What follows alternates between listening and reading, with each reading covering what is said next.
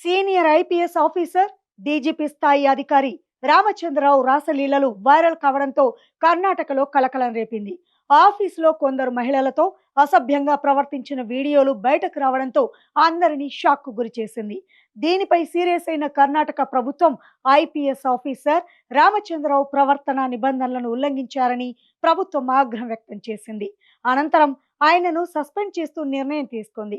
Suspension సమయంలో ప్రభుత్వ అనుమతి లేకుండా ఆయన ఎట్టి పరిస్థితుల్లోనూ హెడ్ క్వార్టర్స్ ను విడిచి వెళ్లకూడదని ఆదేశించింది. అటు రామచంద్రరావు కూడా దీనిపై స్పందించారు.